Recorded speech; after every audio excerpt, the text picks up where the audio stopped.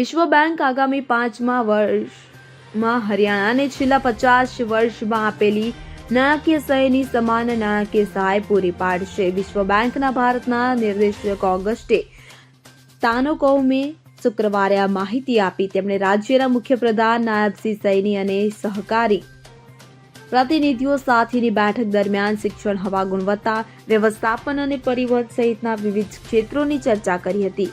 વિશ્વ બેંકની ટીમે અહીં પંજાબના મુખ્યમંત્રી ભગવંત માન સાથે એક અલગ બેઠક યોજી હતી. હરિયાણાના મુખ્યમંત્રી નાયબ શ્રી સૈનીએ એક નિવેદનમાં જણાવ્યું હતું કે વિશ્વ બેંકની મદદથી રાજ્ય ટૂંક સમયમાં વૈશ્વિક આર્ટિફિશિયલ ઇન્ટેલિજન્સ હબ બનશે. આ સાથે નાયબ સૈની એ વિશ્વ બેંકના સતત સમર્થન બદલ આભાર વ્યક્ત કર્યો હતો અને રાજ્યના વિકાસ અને સ્થિરતા માટે આ પ્રોજેક્ટના મહત્વ પર ભાર મૂક્યો હતો.